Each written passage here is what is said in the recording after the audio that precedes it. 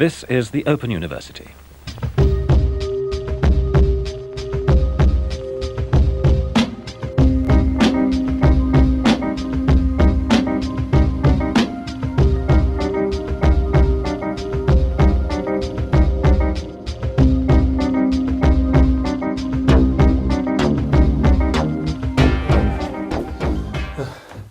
Five more songs, another week.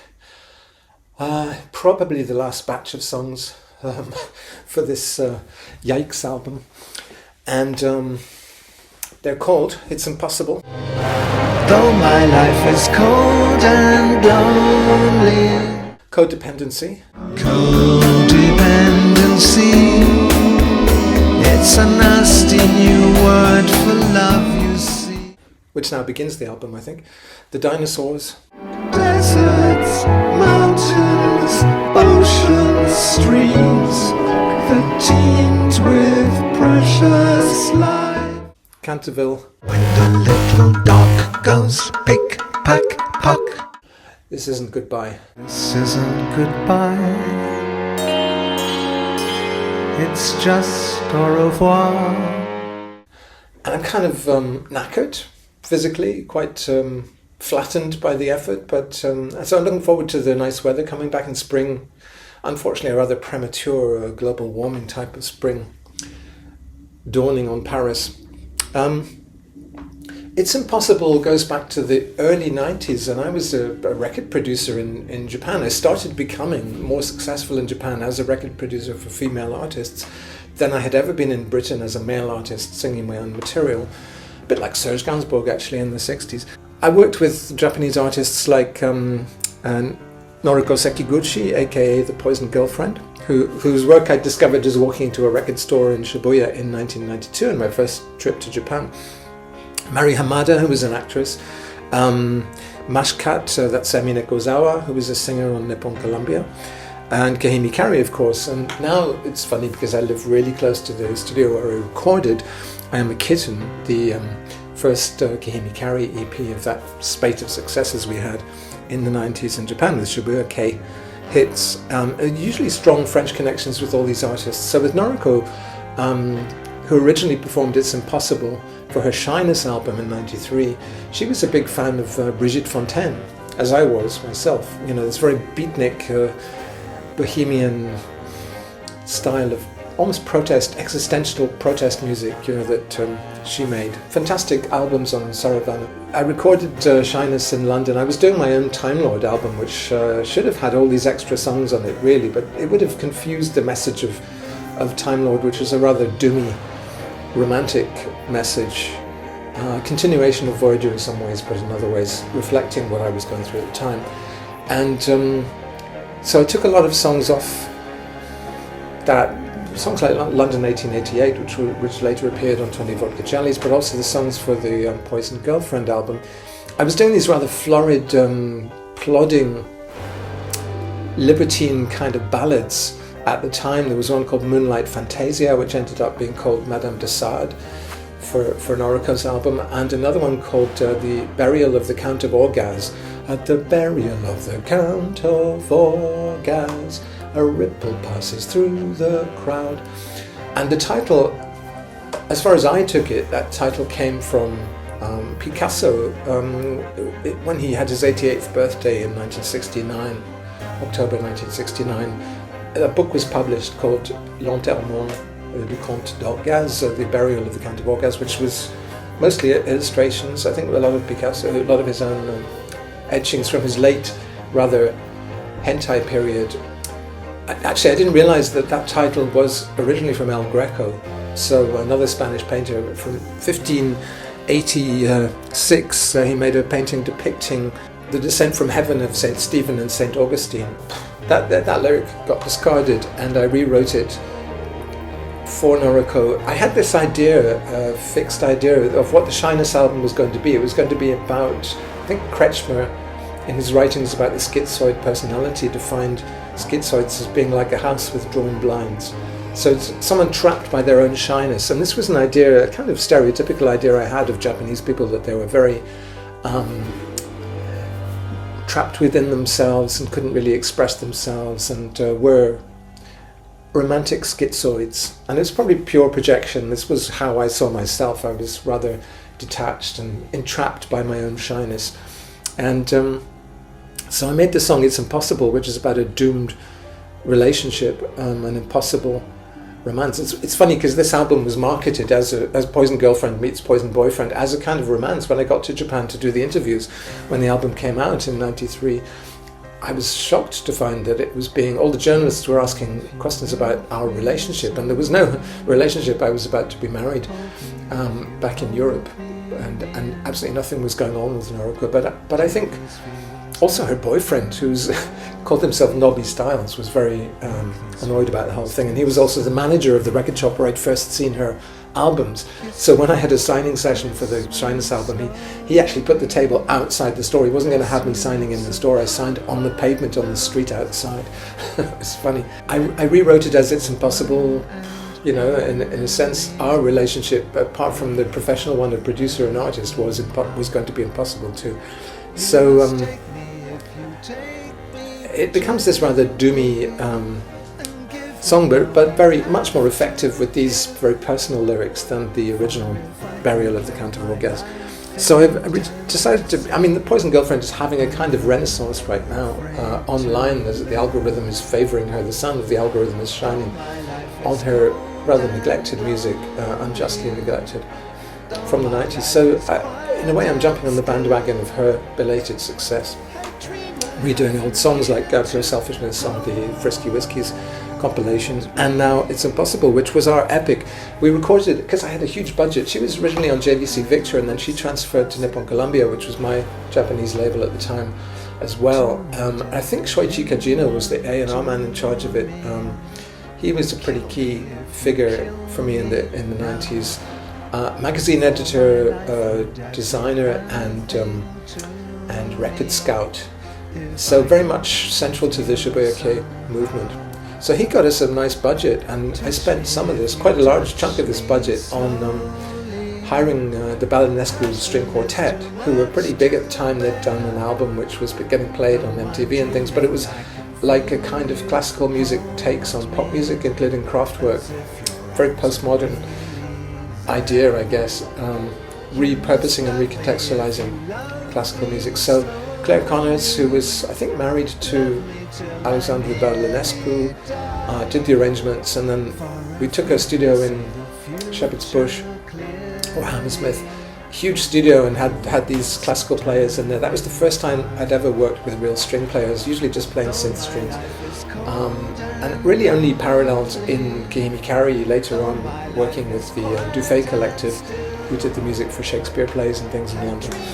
So we recorded this epic, and then it was sung by Noriko, bravely, and it's consigned to a B-side by the label, who didn't like its plodding, doomed quality, I guess, and went for more pop things. It was the B-side of Mr. Polyglot, which was a more poppy number. I think it's nice, and in the remake I kind of did Julius Eastman style arrangement with some kind of minimalist but slightly chaotic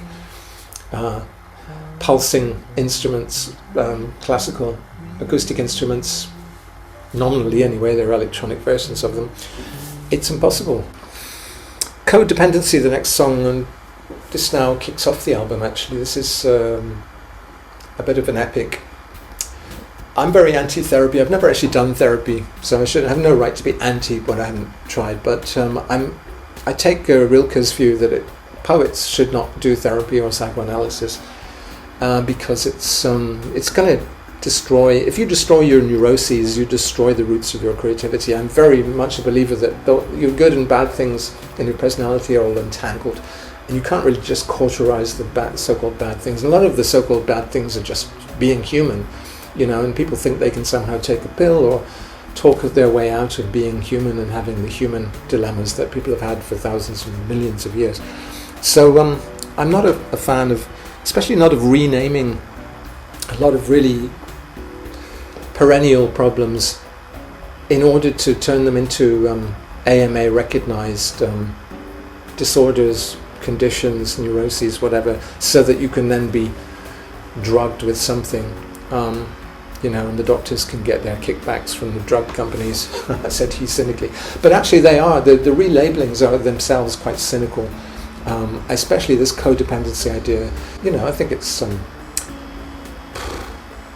fine to be codependent, but there's a whole list of symptoms. So actually when I was making the lyrics, I went through a list of symptoms, feels someone is belittling them, wants someone to need them, this kind of, all these insecurities which are meant to be bundled under codependency, the over-dependence on the other, I guess, in couples. Musically, this started off as, again, going back to Megumi Satsu, and she has a song called Je m'aime, I love myself. Moi, tu n'as pas besoin de toi pour faire l'amour. Which is a lyric by Roland Topor, who is a brilliant writer in the 60s and 70s, kind of satirical writer. And it's basically saying, I don't need men. It's the opposite of codependency. I just need my finger for satisfying love, or sex anyway. But just the first line really from that, do, kind of does that, and then I go off on my own and take the chord somewhere else. But it's sort of a chord sequence based on classical music. And also it sounds a bit like Les Vieux Amants by Jacques Brel from his last album. Oh mon amour, mon vieux, mon tendre, mon merveilleux amour. So still continuing the kind of influence of French pop on this album, because it's being recorded in Paris, makes sense, right? The rhythm, it's very sort of pattery, splashy brushes kind of rhythm, but it's actually someone demonstrating a Simmons vintage drum kit on YouTube. And this drummer actually said, I'll give $500 to whoever uses this pattern in a pop song, in the best pop song.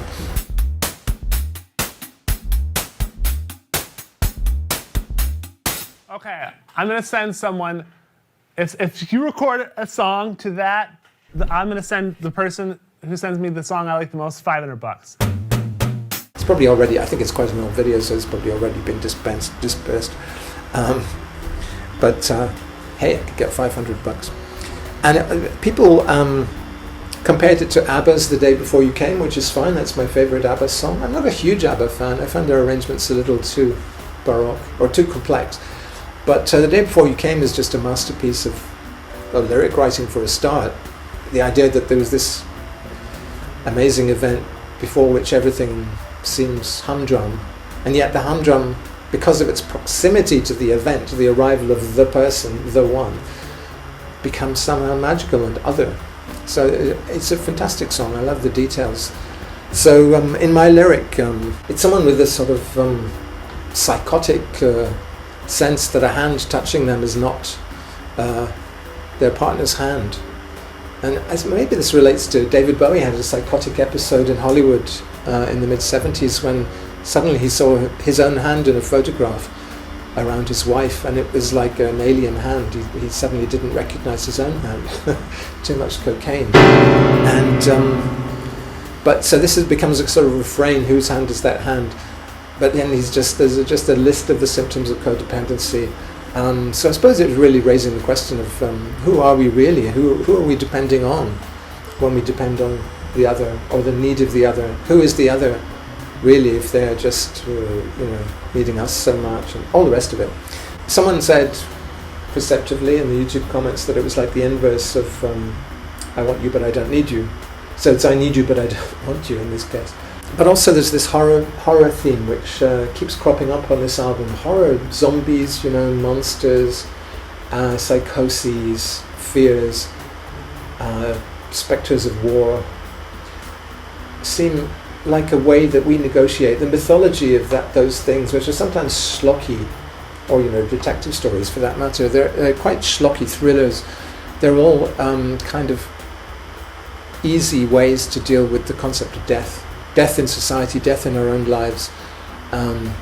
They mediate death to us. They anthropomorphize death and make it almost cute. I mean, I used Vincent Price's voice in one of the mixes, now abandoned actually, the mix of the zombie song has Vincent Price saying that in everyday life there are scary things too.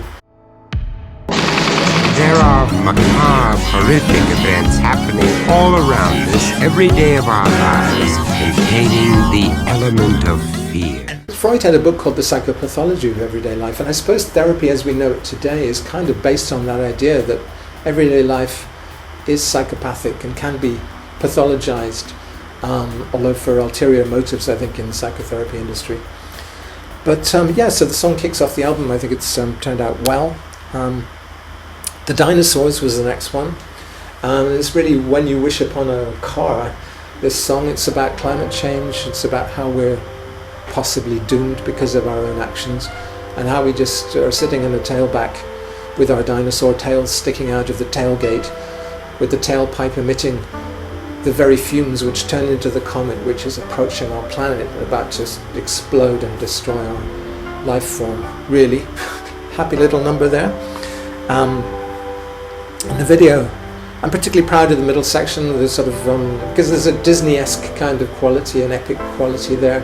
Suddenly there are mountains and streams and rivers, and life is beautiful. Another recurrent theme that, you know, why destroy the planet and why go to war when we have beautiful human life on this planet. And the video shows Blossom appearing prematurely here in the 12th arrondissement of Paris. There's no doubt a symptom of climate change, because this has once again been the mildest European winter on record. Copernicus, the European Climate Change Service, says that the warmest month records have been broken for the last consecutive 9 months in a row. It's warm, so for now the dinosaurs inhaling their carbon monoxide are happy. Canterville is the next one. The Canterville Ghost was a short story by Oscar Wilde, published in 1987. I think it was his first published story. It appeared in 2 parts in a monthly magazine. David Bowie in 1980 predicted that the 1980s would see pop music which was rather horrid, and recapitulated the Victorian nursery rhymes in which little boys would have their ears cut off and stuff like that. So actually this predicted The Cure's career pretty well. It's also a nursery rhyme.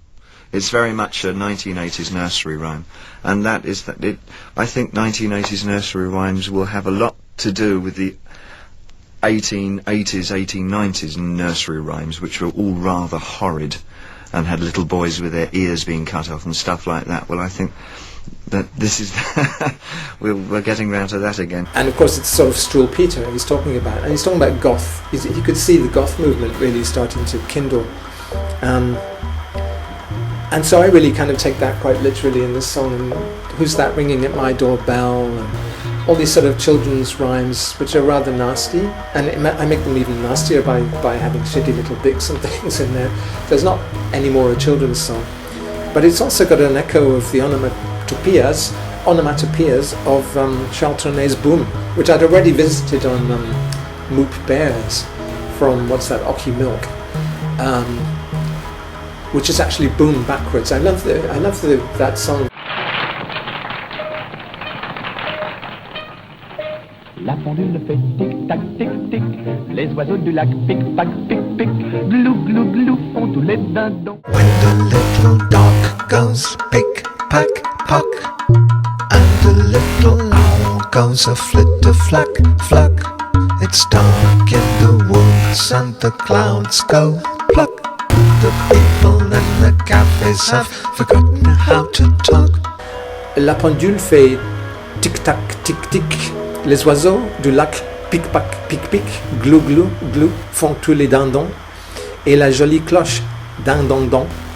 But, and he goes on to say, our hearts go boom when love is awakening. So I guess it's a song about spring and the human involvement in the reawakening of nature, the renaissance of nature. And my video shows a David Niven playing the Canterville Ghost in 1974 in a made-for-television version of the Canterville Ghost. The story of the Canterville Ghost, it's a humorous story of a ghost who cannot frighten anybody and is the victim of lots of practical jokes. I like the early colour video effects. It's obviously made on video, so when explosions happen you get all these red flares and things which you wouldn't get on film. And at the time I made this song I wasn't very keen on it. I put it up almost reluctantly, but I've really kind of come around to it. I think it's nice. It's not a earth-shaking song, but it does it sits nicely with all the zombies and stuff like that. The next song was This Isn't Goodbye, the last song actually, probably the last song of the whole album except for One More Thing. And there's usually a Bond-inspired song on every Mamas album, or pretty much every one. So songs like Supervillain or Goodbye Mr. Quinn have this John Barry influence. Although it's a bit like, how a lot of people hear John Barry, when they hear a John Barry-esque thing, they think of Portishead now, or they think of Broadcast. Some of the comments on this song said it sounds like Broadcast. So I think of Magazine, because my generation of musicians, or the generation just above mine, was very influenced by John Barry. And of course all those 60s soundtracks, Quincy Jones, all those fantastic people with their lush scores before kind of, hacks with synthesizers took over film scores. I love that too, I love the textures. Weirdly enough though, this song started off as an outtake from Cram Bambuli, which was called British at Death, and it was going to be about spies in Cornwall, and German spies in Cornwall. And it was like a rockabilly number. It could actually have been repurposed into a kind of another Fake Fall track, although shouldn't go too far with those pastiches. On the seaside resorts with their fancy parades of Morris dances and comet parade and the crash of the caravels and the thump of the humping swells. Imagine you and me as pensioners in an old Ford Escort car, discussing difficult chess problems as we motor up the old A4. When suddenly a drunken laundryman hits us out of the blue. We agonize a jiffy on the tarmac shoulder but never quite make the news. But I found some strings in the middle. I just went back to that thinking, was that resuscitatable? Found the string sequence in the middle, which I then expanded so it became a whole new song. And it became a kind of John Barry-esque number. It became the Bond song. And once you see persona and pastiche as compositional tools, I keep coming back to that, but it's really useful for me to think, what would John Barry do, or whatever lyricist he was working with, how would they write the lyric? And then it sort of almost writes itself, because I'm quite good at pastiche. So, this isn't Goodbye. It's a little bit scarily close to Trump's, some of the Trump slogans for 2024, unfortunately. I'll be back. The Terminator slogan, I'll be back with a vengeance. Although I guess we even used this for Hippopotamus. Momus is back and he's gone completely mad was the strapline in the NME adverts for that. And of course I sing I'll Be Back in Tinnitus from the Stars Forever album. So it's a theme, I'll be back. It's almost a pantomime kind of refrain. A villain who's been vanquished but will be back. So a lot of spectres and villains are back in our world. There's the reappearance of a nuclear war threat from Putin, various apocalyptic scenarios. So, but what I like about the James Bond themes, the titles from Ian Fleming, or the film titles, Live and Let Die, You Only Live Twice, Die Another Day, is a kind of inversion of life and death. So phrases that would normally be about life become about death. And then that raises the interesting spectre which I play with in this lyric, which is that is there something worth dying for? There's a lot of talk about this in Europe right now. If Russia were to invade, we realise that we don't know what Trump is going to do. He's probably not going to support us. He's actually encouraging Russia to attack NATO members who are weak and isolated. So, or European states like Estonia being kind of vaguely threatened right now. So. And Macron is sort of saying, would we have the guts to stand up to Putin if he decided to invade a closer European country like that? So it's really the question of, maybe we became too cowardly and comfortable to actually do anything anymore. And is there anything that we would die for? Are our systems sufficiently useful to us, functional for our needs, that we would defend them? So this, came up in some of the other songs on the album, and the album ends with that thought. It's not so much that we're going to come back in a Buddhist or Nietzschean sense, the eternal return, going through our lives until we attain nirvana and stop being reborn. It's more that we would come back like King Arthur from under his mountain. When there's a cause worth fighting and dying for, we'd come back to die again rather than to live again. To live again just in order to die again. But the song is kind of a bit shruggy and saying why. Why would we do that? I don't know why. I don't know when, and I don't know what for, what cause for. And musically it wanders through a lot of awkward key changes, and it's almost as if the vocal doesn't quite know how to fall. It's almost like the key changes represent an epochal shift, and we don't know how we're going to land on the new key. To have taken them on, the scum of the earth, and not come through alive, and not have survived. We seem to be in a transitional period, and there is going to be a landing, maybe a hard landing, onto a new key, a key change next year or in the coming years of this decade. So I like the uncertainty. I like the fact that it was a little difficult. It was really hard for me to orchestrate this because I didn't know exactly what those chords were in the middle sections, the kind of chorus sections where it gets stentorian. There's a lot of brass, and a lot of drama in a Barry-esque way. So that's pretty much it. And the video was shot on the way to a meeting. I mean, I've been working at home. Noémie's back in Paris now, but she's still very much involved with showrooms. It's been Fashion Week and stuff, so showrooms for her company. So I went out and met some of her colleagues in a cafe, and shot the video on the way because it was a nice sunny day in Paris. Everyone was out, and a premature kind of spring, probably rather sinisterly premature, and the waters of the Seine are very high right now. And I was filming swans and trees which are kind of submerged in water, and benches, rails and steps which are half submerged now because the waters are so high. So in a way that becomes a symbol of us and our civilization being washed away. There's a nice thought for the end of an album called Yikes. Open University.